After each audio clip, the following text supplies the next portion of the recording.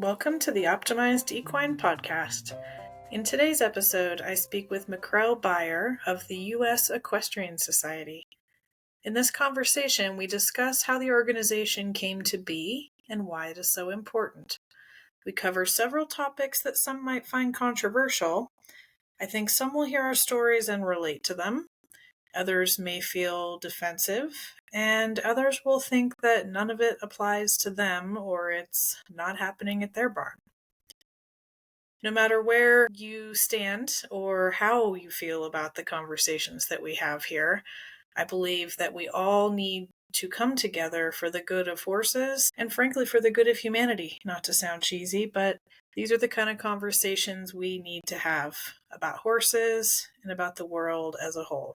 So, I hope you enjoy this conversation, and I'd love to hear what you think. I'm sure this will be part one of several to come, as McKrell and I have a lot to talk about in this department. Hello, welcome to the Optimized Equine Podcast. Today I'm joined once again by my friend McKrell Baier. You can learn more about McKrell on episode 14, where we chatted with some students from Bridge Up Giddy Up, one of your programs, but today we are here to talk about the US Equestrian Society. So we are just going to, you want to learn about McKrell, go to episode 14. We're just going to dive right in. So, McKrell, tell us, what is US Equestrian Society? Give us that zoomed out look at what it is you're doing, why, and how this all began. For sure. So,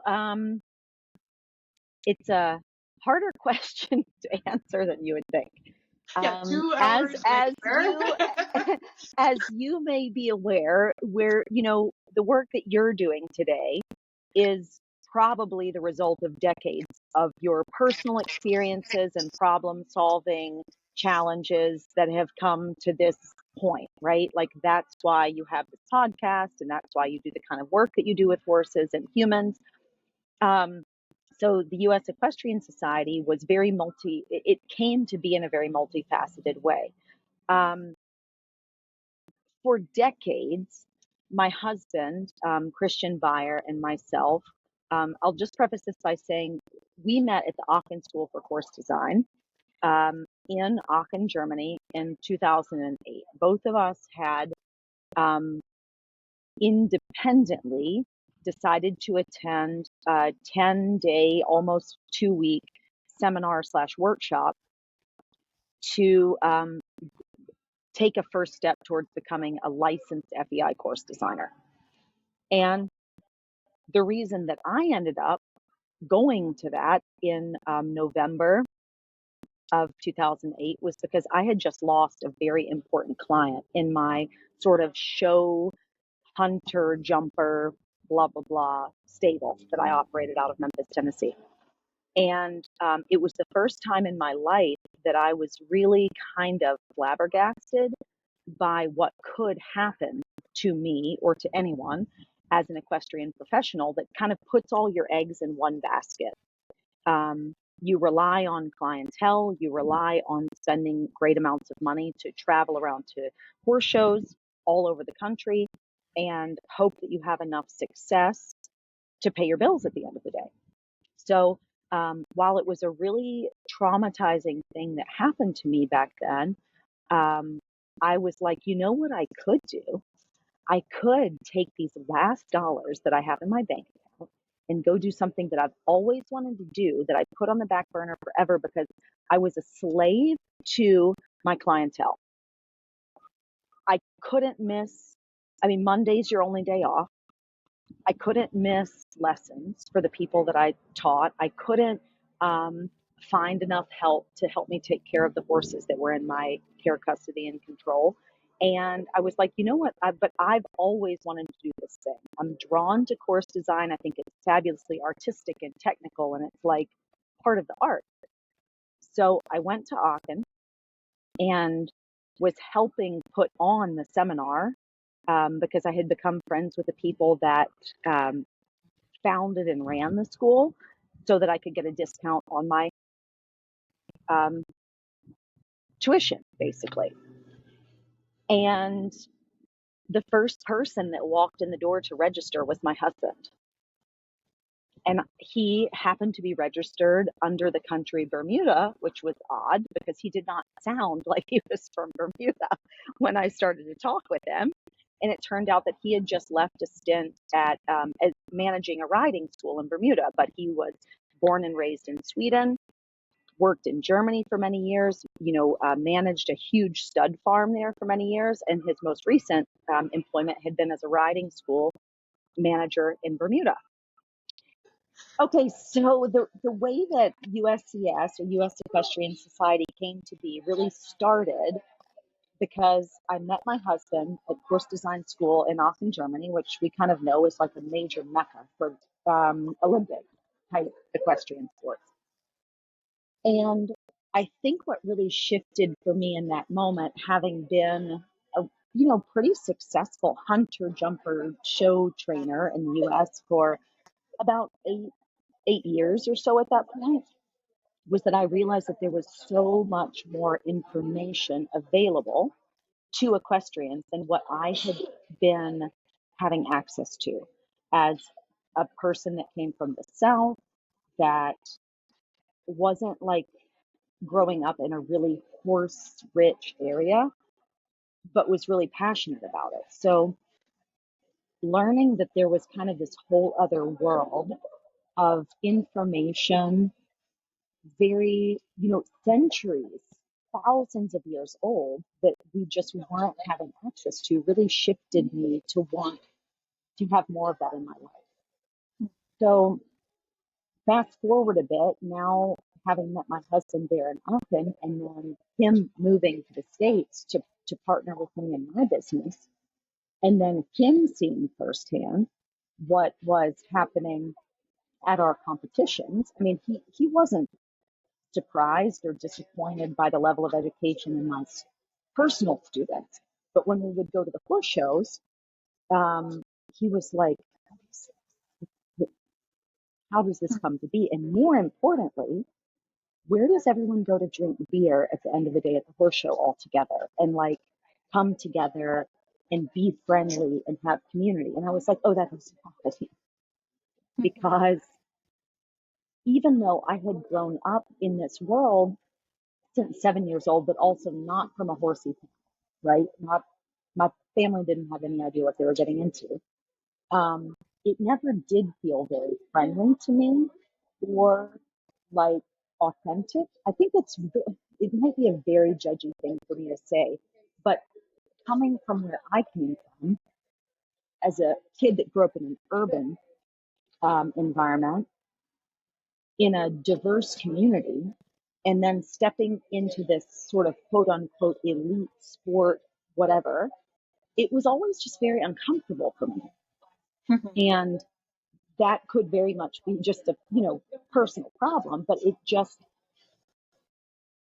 I've said it in multiple conversations recently, and I've not been feeling like I'm being untruthful when I say that the prevalent emotion at horse competitions that I grew up in, the prevalent emotion was not joy. And when I look back on it now as a person that's done at least a decade of intentional personal development to try to be better and be happier and healthier and what have you, I don't think that that's a good thing. And I don't really understand why it specifically is.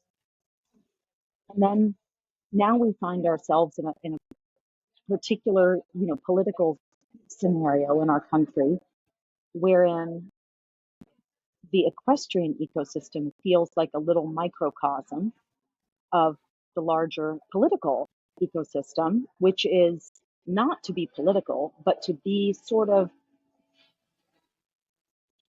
a cautionary tale around what happens when people just want what they want when they want it, without being able to have the insight or the foresight to see what the net effect of that might be for the bigger picture. And I don't even like to say the greater good, because I know a lot of people don't care about that at all.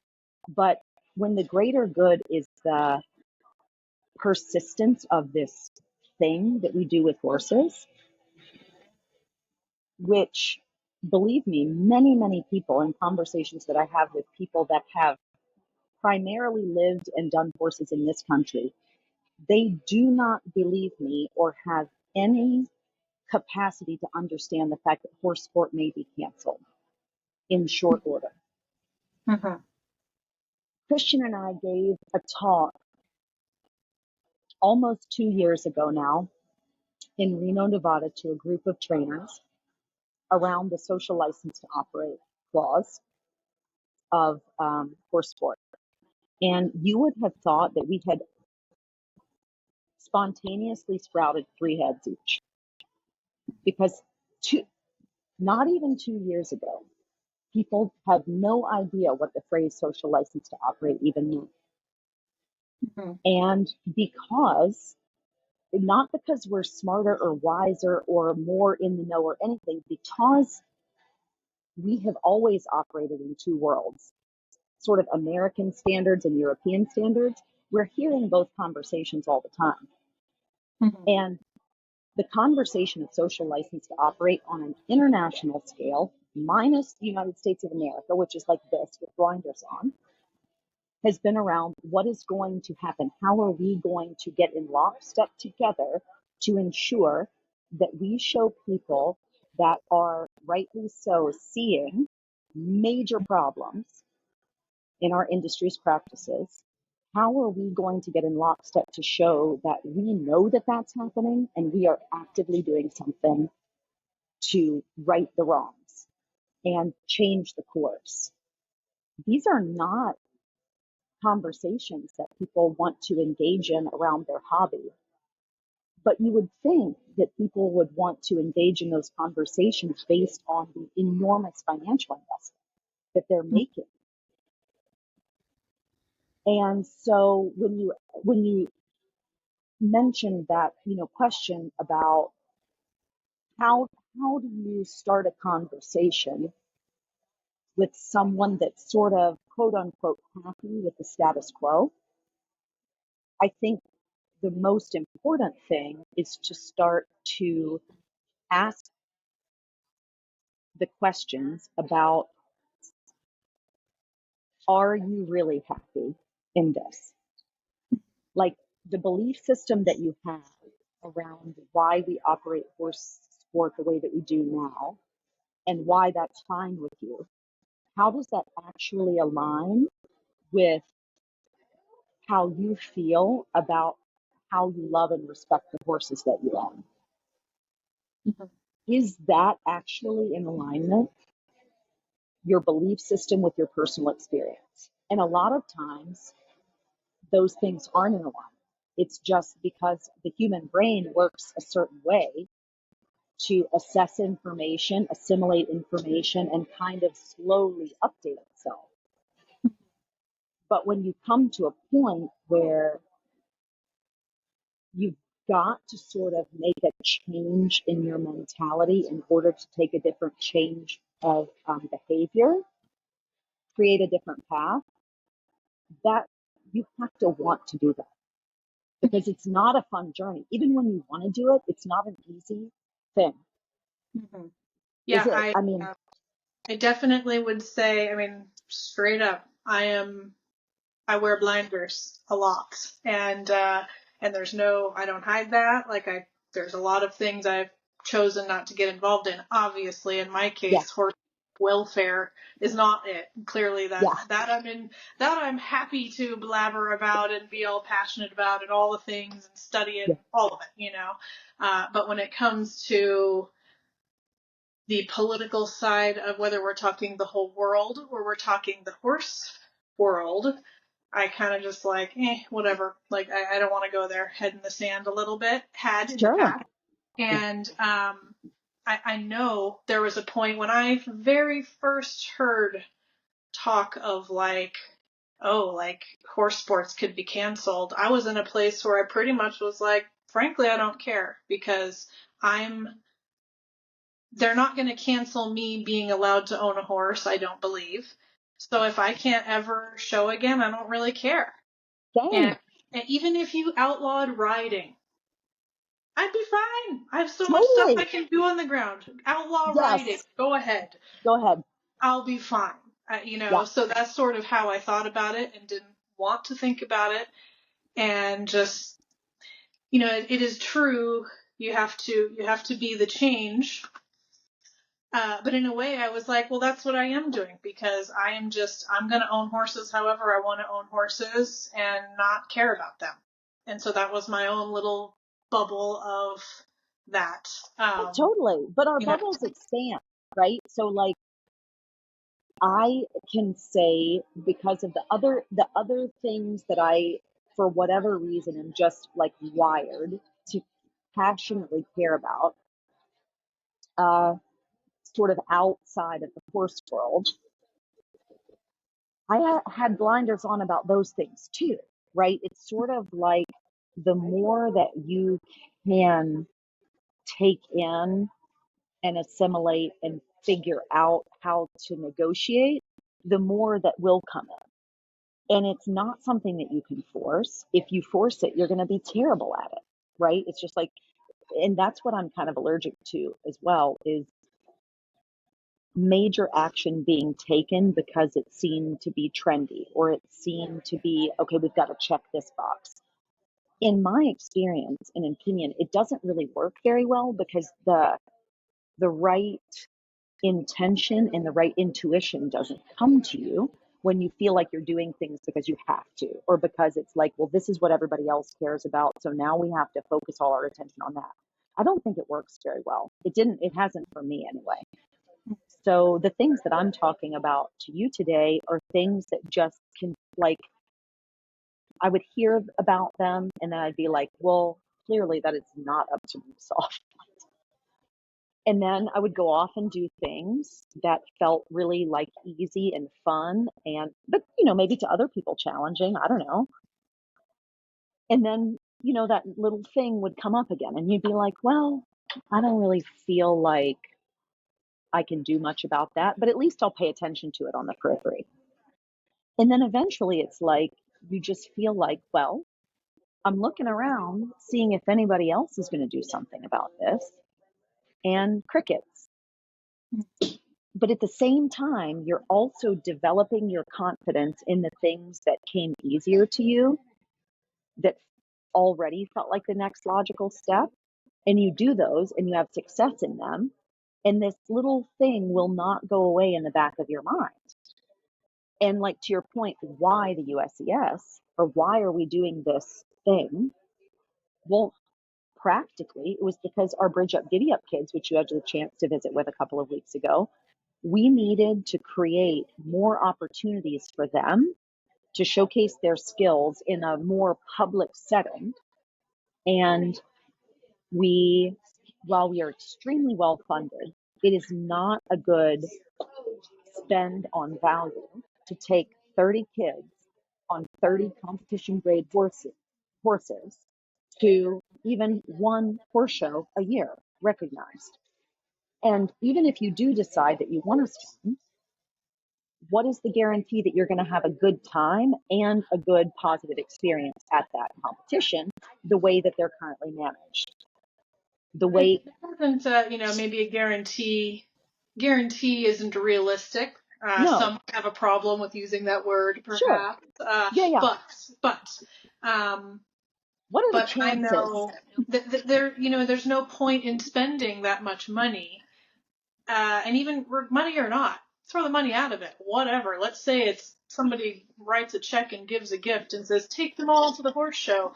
If they're judging on, or not judging on, the principles that you teach, it kind of is pointless. That's the thing.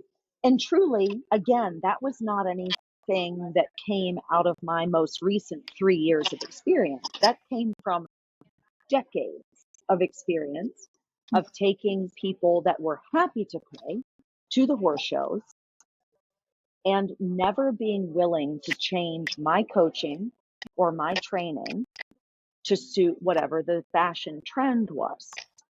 And then, because for whatever reason, I couldn't do it. I could have done it and done it really well. But something inside me would not let me give up that thing.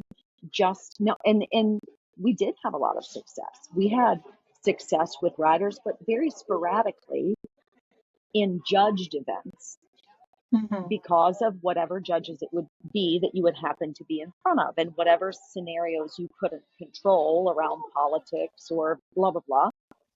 But I got so tired of having to try to explain and defend why I personally, this was before Christian was on the scene at all, why I personally taught the way that I taught, and why I wasn't willing to bend to what was being expected to win a ribbon, a flat equitation flat class, or just whatever it was.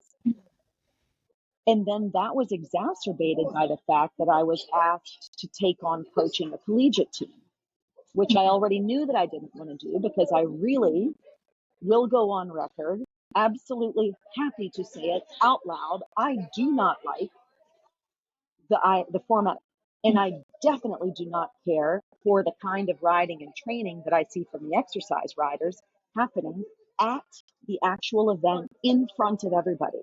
It's an embarrassment in my region. It might be very different other places. It is horrifying.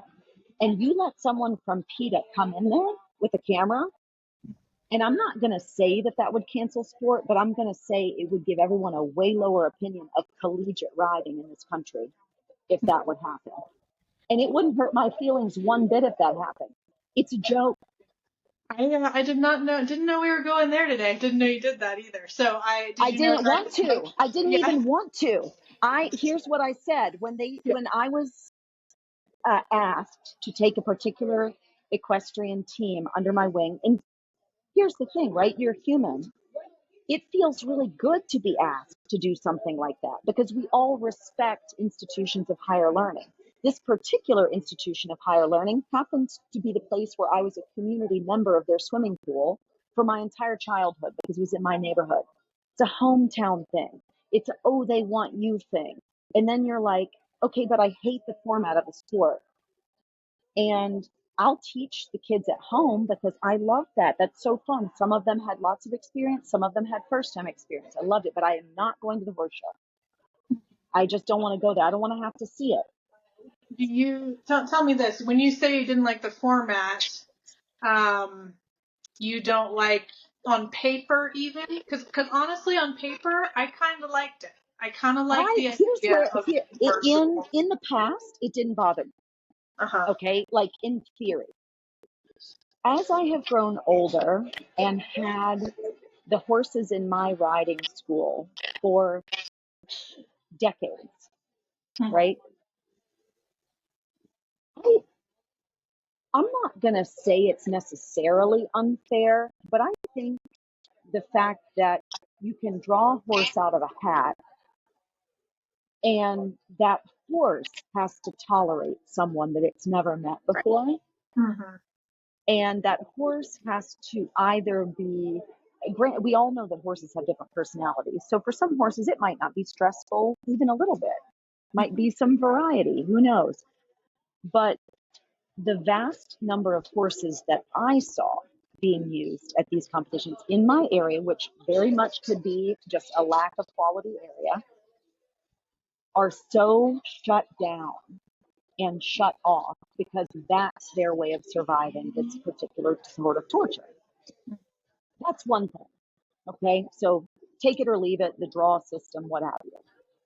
But then, if you want to see the coaches that are employed, the exercise riders, or the whatever they call them, that warm up the horses, and the horrific bad riding, bad attitude, bad behavior, you would never allow it in your riding school. Not ever, I promise you. Oh, I did it. I can tell you. In fact, I'm going to pause, if you don't mind.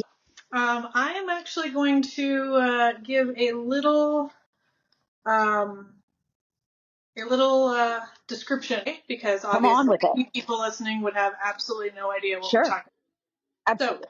So, it is collegiate level teams, basically.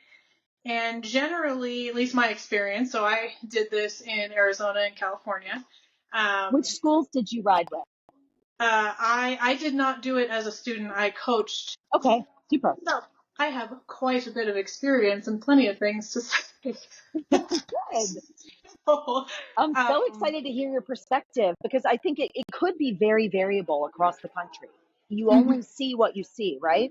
Right. So basically, in these teams often will operate at a place where there's already a lesson program. At least that's how ours all worked, So there's already a lesson program and horses and all these things there. It's a lot of the at-home stuff is not that different than any other lesson program. It really is happens to be a group of college students, and they're competing in their own competitions. At the competitions, the schools will provide horses, lesson horses. And so all of these different horses from different schools would come together to a show. And then students would draw for whatever division they're in. There's different divisions from walk trot on up to open jumping level, which I believe was 3 foot. They would draw from a hat to find out what horse they're going to ride.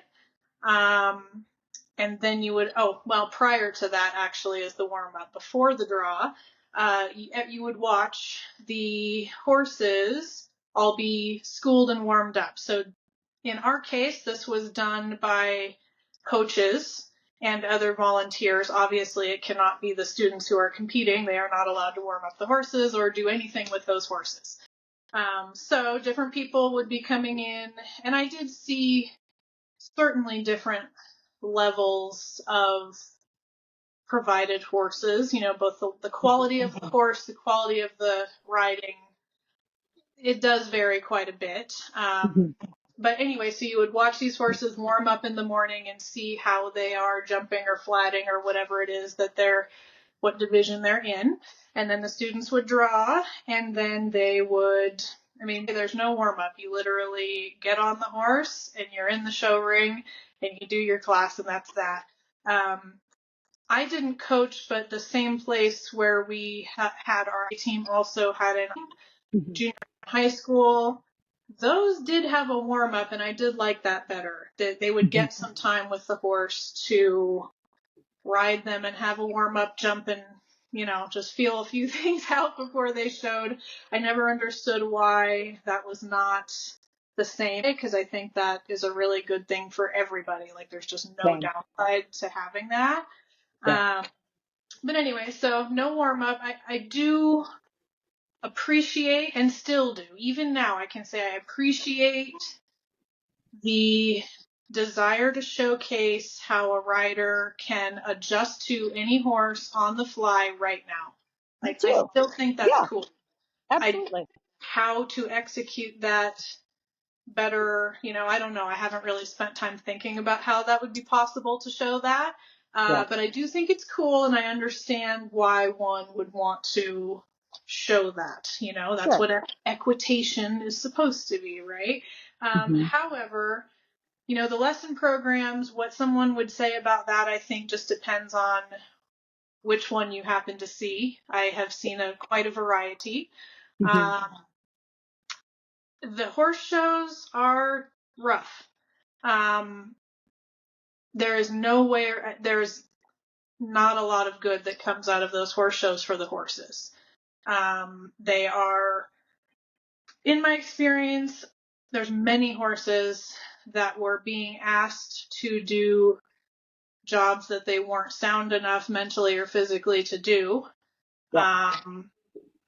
Which, as the riders, it wasn't fair then either. Like, somebody might show up with this horse and be like, yeah, this is our open 3 foot horse. And you're like, I don't know if I want to jump a crossrail on that horse, but here you are, and it just puts you in the position to have to see and do things that are not cool. And I'll say it, and we'll see what I decide to do with it. But straight up, as a coach, when we hosted horse shows, I'm not going to speak for what anybody else did, but we hosted horse shows. I drugged horses for those horse shows. I was taught to do that, and I know that goes on all over the place. And it's no different than the entire unrated horse show world. Those horse shows, let's be honest too. There's a whole underground industry in the rated shows. And I know because I did that too. I am definitely not proud of it. But when I had horses at the biggest horse shows and when I had clients that expected horses to win in certain situations, I absolutely used substances that my vets provided that would help me achieve my goals. And that was nothing that I would have ever imagined that I would do as a young professional stepping into this. I was naive. Like, I think a lot of people grew up understanding more about it and it felt more normal. But for me, it was like, okay, this is now what's expected. I don't feel good about this at all.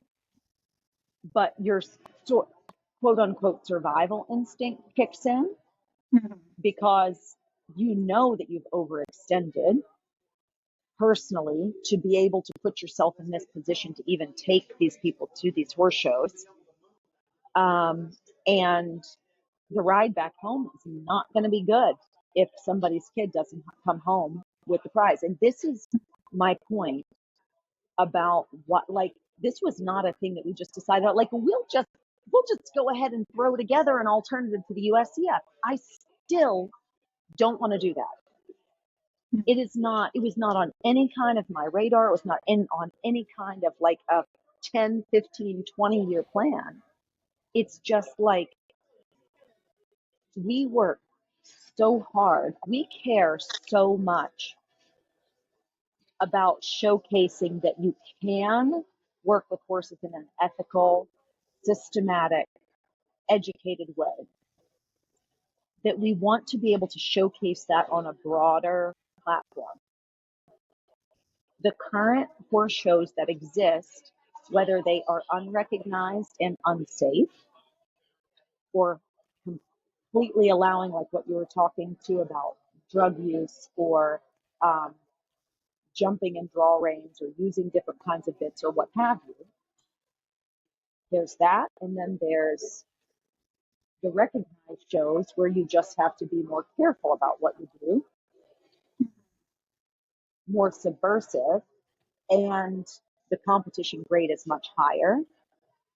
And the judging is not just judging on skill, but also lots of interwoven, challenging things. None of those were good possibilities for us to showcase what's possible. So it's kind of like selfish in a way. We want to be able to show off the craft that we have. I want more people to know about the craft that you have. And lots of other people like us across the country care so much about this, but there's no platform to reward that. There's working equitation, which is new, and it seems to be making good steps forward. But do we have to abandon the Olympic sports in order to say we have a platform that showcases ethical riding and education that takes a lot of time? I want to make a difference in show jumping. I don't even particularly care about the hunters anymore. I hate watching dressage. Yeah. I am potentially the only person at the Tryon Games that refused to stand up when Isabel Worth halted on the center line with her. Like, it was so depressing to me because I still thought at that point that I was going to go and see good riding. That was my expectation. And I didn't. Yeah. It's big stuff. There's so many. It's like big in a lot of different directions, you know? Yeah. And like what we were talking about before, how does it come to be like this? Right? It's certainly not a thing that happened overnight, but it's a possibility at least that sport with horses could be canceled more or less overnight. Like, I'm not panicked about that tomorrow, but it seems to me, the more that I think about it, the more that it's really a social crisis. And I think that that social crisis is most intensely felt by women of a certain level of privilege in a socioeconomic status, let's say. And I think that that's why so many women are drawn to horses, and specifically sport with horses, is because that eliteness of the ecosystem provides a platform to become and feel significant. And I don't think that that's wrong. I think what's wrong is that our society doesn't provide women the opportunities to feel significant in other ways. Yeah. I think, you could take what you said and it could be a beautiful thing that horses help women feel significant. That could be a very beautiful thing, but not if it's only ego-based and at the expense of the horse. Well, That's that's not, the thing. That's the thing is that the reality of the universe that we live in, right? However you look at it, there's lots of different stories that can exist as your, baseline story for what you see happening in the world, but none of them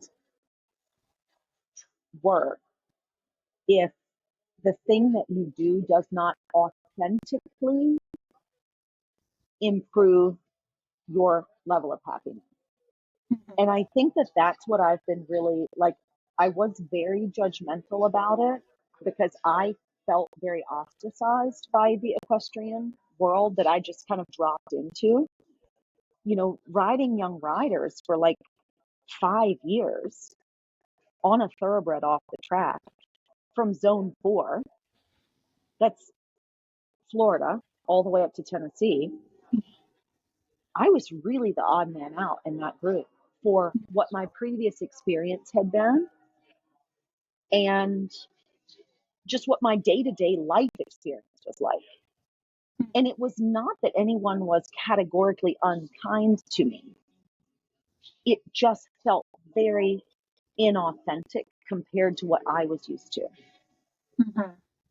And on top of that, I saw so much misery, drug abuse, sexual abuse, abuse of horses, that it almost started to feel normal. Why in the hell should that be the background noise behind something so beautiful as horses and humans working together? Mm-hmm. Yeah, it's weird. Like when you say it, how does it get to be that way? But a lot of things do, I guess. It's like Sure. a lot of things do. And I think perhaps for a moment I'll dive to the other side of that because we've talked about a lot of like negative. Yeah. A lot. You mentioned several times like there wasn't joy in what you were doing. I know when I think back, it's easy now to think of all of those things you said, like the drugs, the just horses being used too much, too hard, too far. Ugh, a lot of icky stuff. That being said, I do think there was fun and beauty about it. And if there wasn't, Totally. I would be where I was even 2 years ago of like, well, go ahead and cancel it. Peace. Don't care if I see it again, Yeah. And that particularly, I think, was even reminded of that recently when I went on these trips to Thermal, and I hadn't been to a show like that in a long time. And it's certainly not to say that there's things that bug me. Yes. But I can kind of like see glimpses of that, like, oh, that's why, like, that looks so fun. And there is joy here. But there is these other things too. And what I just constantly come back to, it's probably because I'm like an anthropologist by training. Like it's not a normal mental pathway. But because Dr. Taylor in freshman year like ruined my brain chemistry, neuroscience and all the neural pathways. I'm like, but why? Why? And it just keeps coming back to me,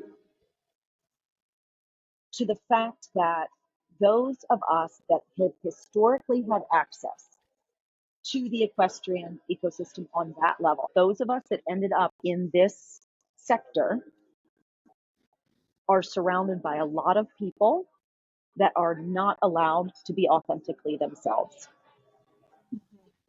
And how are you going to, without addressing that in a way that brings people hope and brings people the feeling of being a part of something, not being ostracized from something, you've got to do that step first before you can make change. Because for years and years and years, we felt like we were all by ourselves. This is the beauty of social media, right? We can meet other like-minded people that are not in our backyard. But as a whole population of, let's just, I hate the way it sounds, but elite level equestrian, whatever, if we don't find ways to connect with each other and talk about the things that we love and that we hate in the current ecosystem, it's not going to change enough in time to be significant to avoid what might be the next step if it keeps going this way. Mm-hmm. So I've really shifted from trying to why are we all accepting this? Because we've all accepted it to some degree for any number of years.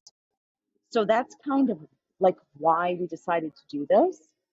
And it was also because it felt like it wasn't being done. If we could have just joined up with some other movement, maybe it's there and we just don't know it's happening. But it just didn't feel like there was anything we could participate in that we felt good about. And so here you are. You started it. Yep. The ball is rolling. Yes. And so tell us about your first event that you have coming up. It is now in May, right? Yes. It was supposed to be this.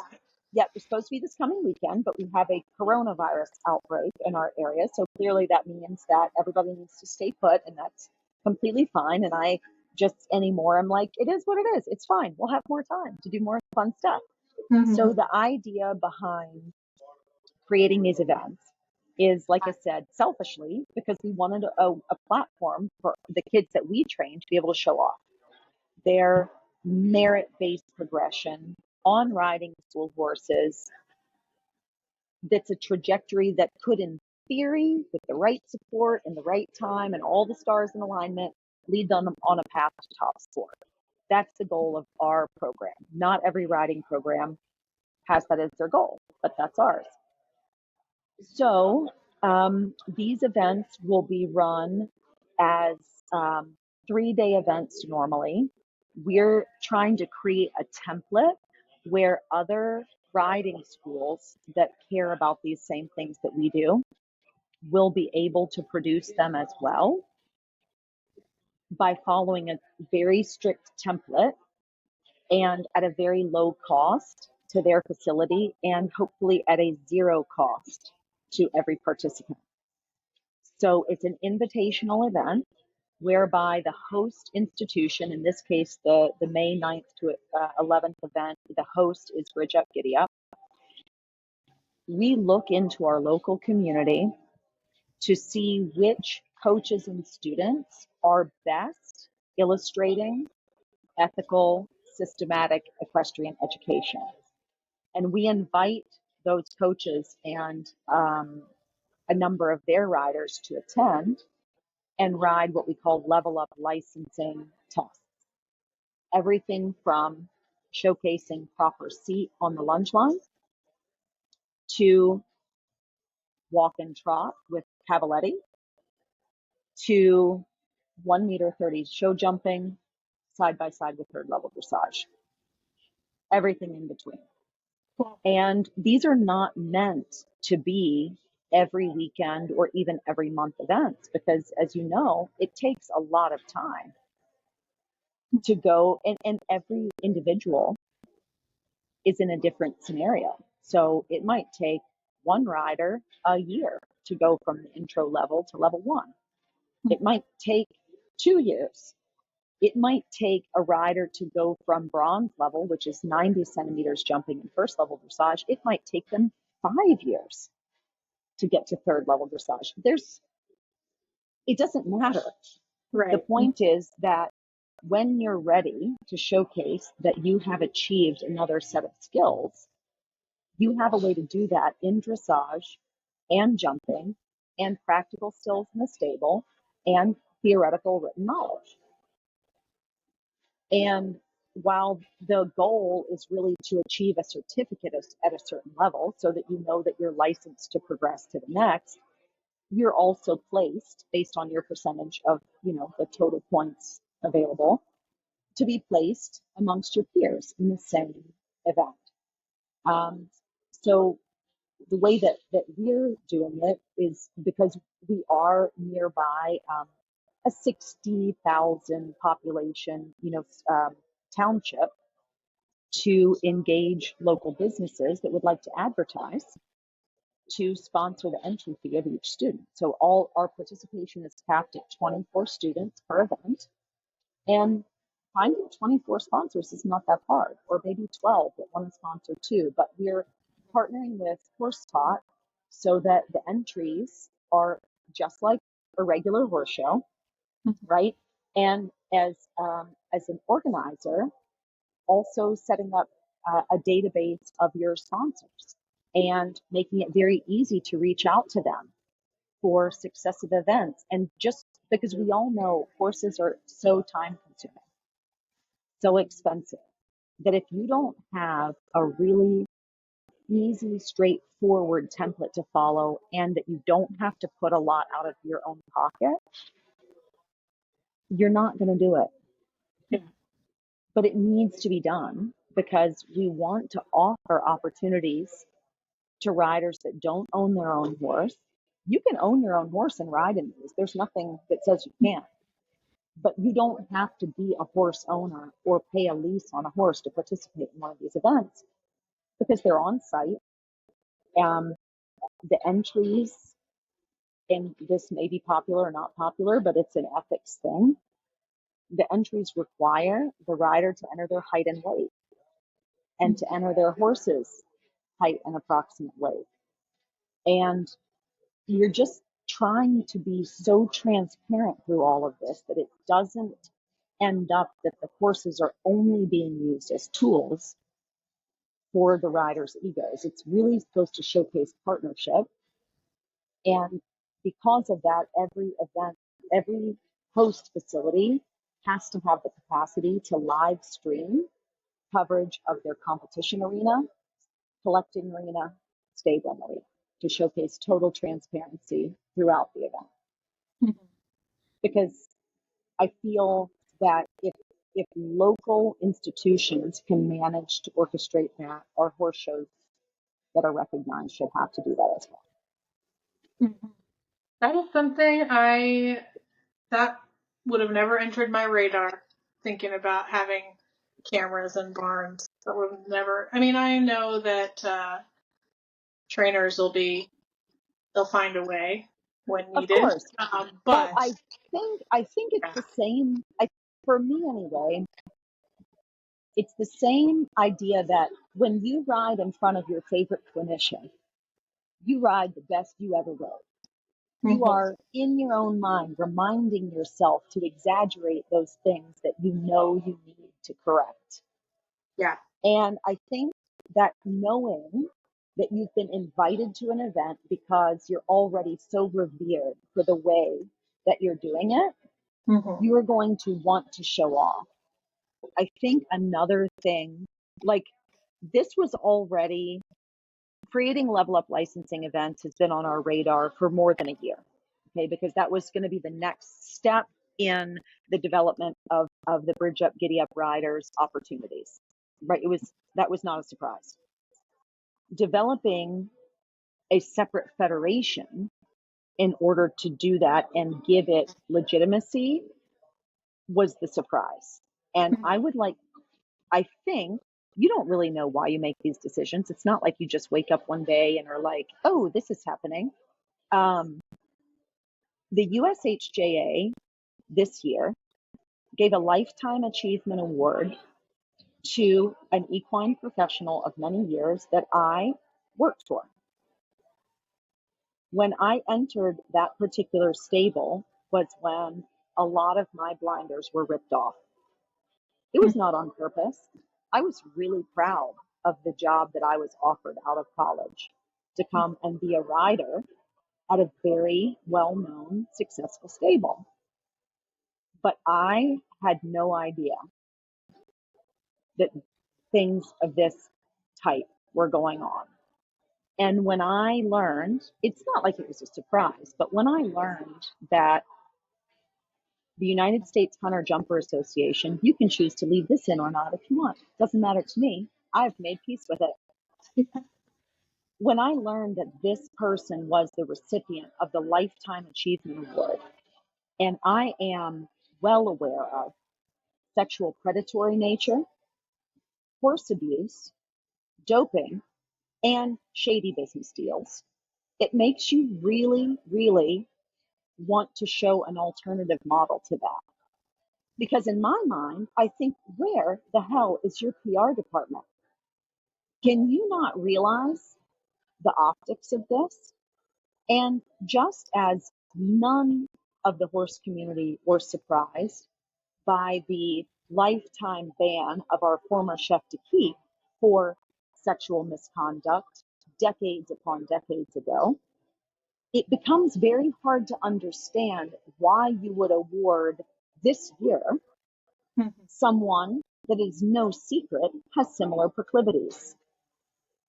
It makes safe sport look like the biggest bunch of horse shit you've ever seen in your life. And we're supposed to respect these institutions.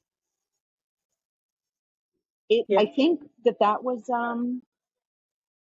it also spurred me on, because I don't know how you feel, but sometimes you feel like, I'm an idiot. Why do I think that I even could attempt to do something like this? Like, who am I? And you know what I mean?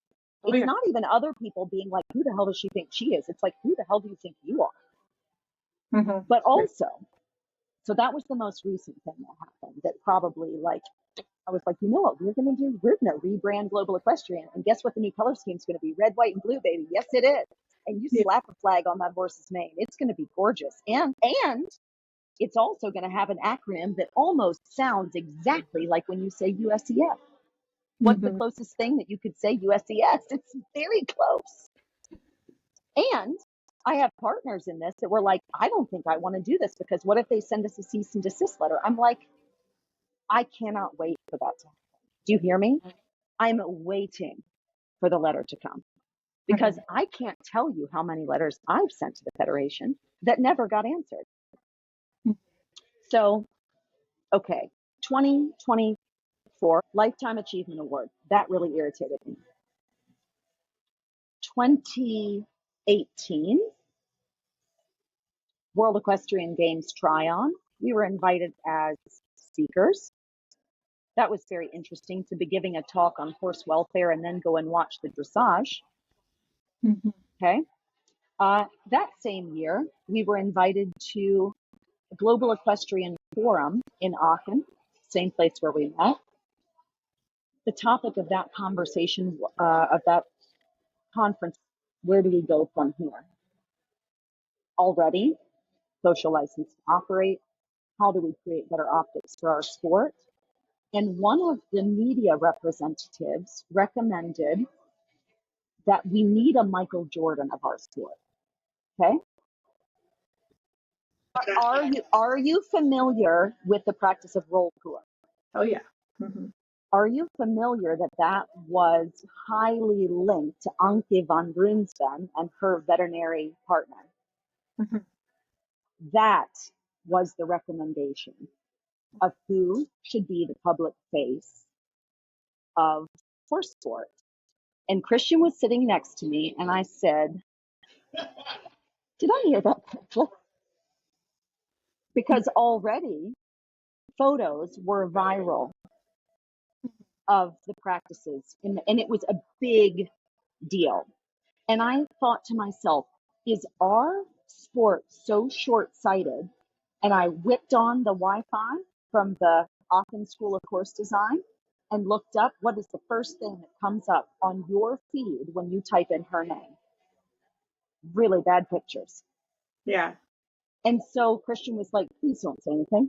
And this is supposed to be a welfare This discussion. is a forum of people from the German Federation, people that run the Aachen show, vets, media people, all these people that are supposed to help us develop horse sport for the future. Mm-hmm. And I was like, excuse me.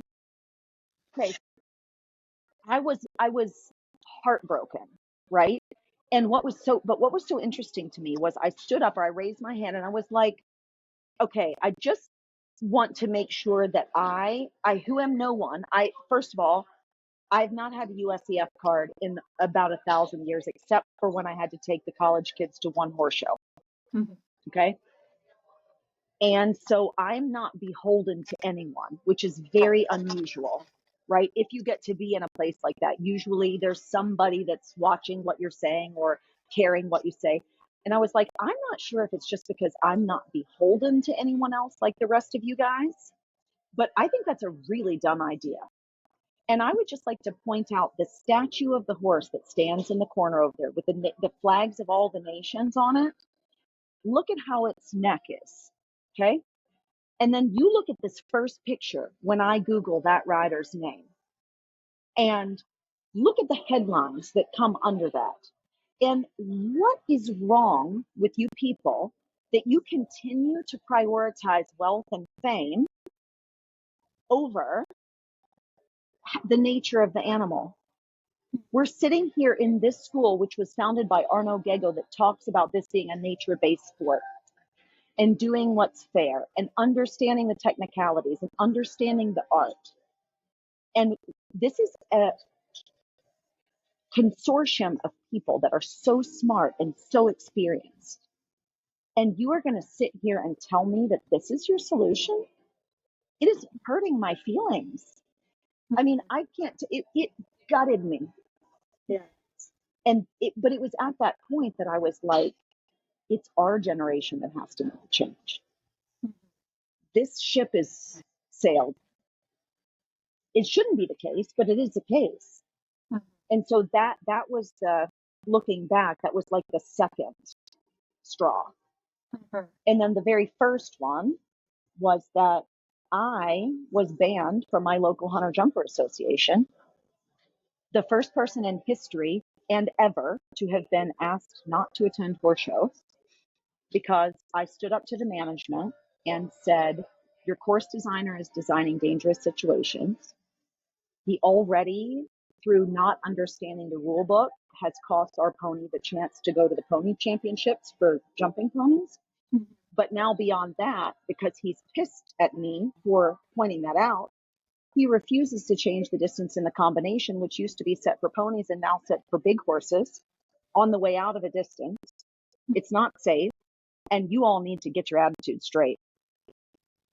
And this is coming from you at this point. You have gone to the course designing school. Well, my point is, yes, that this was the major problem. Yeah. I was a kid from that community that exceeded all educational experiences of anyone else in that community because I was interested. And I tried to help. And I did bring course designers of great merit. And I always offered to do that. And the fact that they didn't want to hear my voice as a younger person, as a woman, as someone more educated, was really hurtful. But the most hurtful thing was that not one person in our community that had known me as a good kid since I was 7 years old, not one person stood up for me. And that's not because they're not good people. Right. It's because the system is a mess. Yeah. And the interesting thing for me was that because I met with, the board of the organization, so my beef, quote unquote, was with the management, and then I prepared all this, information about why and how and all the things, wrote letters to the USEF, met with board members of the organization, and I was like, clearly this is going to be like, I don't want anybody to get in trouble. I just want people to change their attitude. Mm-hmm. Well, the solution was none of what I expected. The solution was, unless you, meaning me, apologize to show management, you're not welcome here. And I was like, well, that's not happening, because it's just enough. It's enough. I'm not wrong. And I never got a response from the letter that I sent to the Federation, but I was cautioned by a friend of mine who happened to work in the Rules and Regulations Department at the headquarters. She said, don't take it further, because right now it's just a local thing, but the Federation will not back you. They will always back the managers.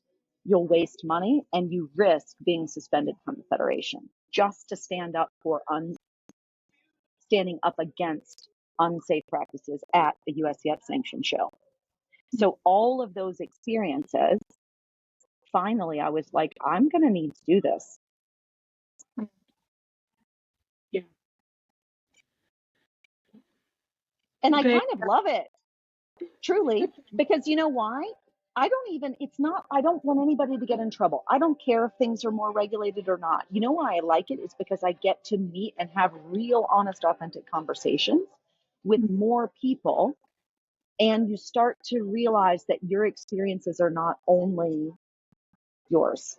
And you know what? Like, truly, that is where I think I'm getting more to. And it's not in a direct way. It's not like, today I'm going to be a grown up and go talk to people that I don't agree with. Not at all.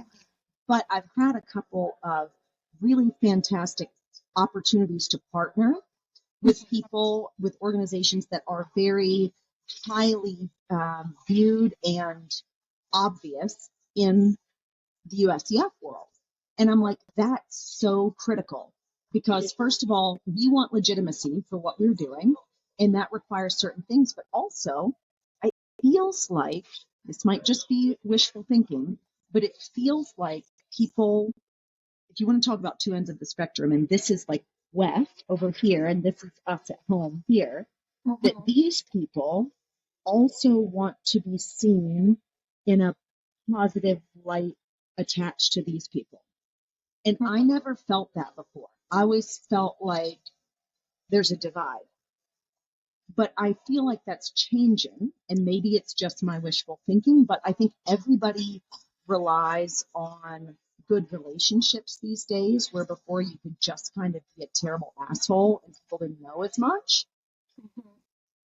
And so I'm going to try to have 2 lives here soon where I'm like, it doesn't have to be perfect, but the conversations need to happen. And we're not talking about anything controversial. We're just talking about what we have in common, which is, I love beautiful stadium jumps. You make beautiful stadium jumps. You're the official jump producer for USEF. Now you're a partner with USES. How fun is that? Well, and so you said you see these people that want to be aligned with this, and I have the experience from these shows I attended recently, of some people, like, if you say, like, yeah, like, I'm really into equine welfare and horsemanship and a certain type of horsemanship and I feel like these people, there's plenty of them, not all, some of them I think are triggered by those words, but the ones that are naive are like, well, yes, I'm doing that. And of course Therefore, you have common ground to start with, right? Yeah. That's the thing. I watched an excellent TED Talk today from the year 2016 from a young woman who had grown up in a Kansas Baptist church that was very, very famous for picketing about gays and the danger to humanity that was gay men or white gays. And her talk was so perfect for me, which was that even though she had done these damaging things for her whole life, even before she knew what she was doing, that people that had been harmed by her were willing to give her the benefit of the doubt, and she was able to rebuild her life and open her life to all different kinds of people than she ever was allowed to before. Mm-hmm. And it was like a reminder to me that we can only really change things if we can stop judging. Mm-hmm. And it's so hard to do because of our levels of own personal trauma that we still carry because of things that happened to us or things that we felt implicit in. We didn't want to be like that, but we did them. We've talked about that before. Terrible things that we didn't mean to do with horses, but we did them. Mm-hmm. And so that's my new, like, this is how I'm going to do it. I'm going to just really check myself every single time that I sit down to have a conversation. And I know what I'm about, and I know what I'm standing for, and I will make my argument for that. Mm-hmm. But I'm going to really try to come without judgment and without expecting that there's ill intent on their side. Mm-hmm. Yeah. The more and more I talk to people, and I'm sure you would agree, it used to feel like there was so much ill intent. And the more you talk to people, the more you realize, there's actually none, almost. No, totally. It's not that. That isn't the issue. We have to, I said it before, I'll say it again, there has to be some kind of bridge to bring us all. Yeah. Maybe it's not all to one place. Maybe that's not the answer, but many bridges. We have to be able to go around all these bridges and operate with how we all are with horses and figure out what the right answer is, which is not an easy task, certainly, but there has to be a way, and it's definitely pertinent to the greater good and pertinent to what a lot of people that have nothing to do with horses would certainly say, like, oh, the world is primed for something, like there's changes happening, and and I think that what I always like to say, like, really what is the why behind doing this, is that I truly believe, and I think you do too, that the world is a better place with more horse people, because the learning and the holistic personal development that you gain from a life with horses, when it's done with an ethical intent, whether or not that's perfect or not, it doesn't matter. But if that's constantly, you're trying to do it the best with what you know at that time and you're willing to adjust, I don't know what else you can do on earth that develops you in such a way. Mm-hmm. And so to me, I think that's like, it kind of makes me get tears in my eyes every time that I say it, because and so I know it's true. I'm not just saying it because that's what you're supposed to say. I truly believe that with more horse people in the world with ethical intentions, a better world that we all live in. And not just for the horse people, for every single person on the planet. I just love it. Yeah. Now, I know we've been going a while, and we could keep going a while, and you probably have. I gotta go pick up meals from the gym, sister. Yes. And perhaps another time we will have to schedule to talk about, because we didn't even get into the curriculums, and there's a lot of things we have not gotten yet. So we'll talk about that the next time, because once people have seen what these events look like, we imagine that there might be an influx of people wanting to apply to host their own. Mm-hmm. And that's where we can talk more about the curriculum, because one of the requirements for hosting one of these events under the USES heading is that you impart this curriculum, which is just a structure for you to do what you already do in a much more efficient way, and making sure that you check all the boxes. That's it. So we'll talk about that next time. Yeah, that will be great. Thank you so much for chatting with me today. This was so fun. Good Thank times you. as always. I hope you enjoyed the show. Visit tamaraleebarrett.com for more info and links to our socials. Remember to click follow or subscribe, rate the show, and share with a friend. Until next time, happy horsing.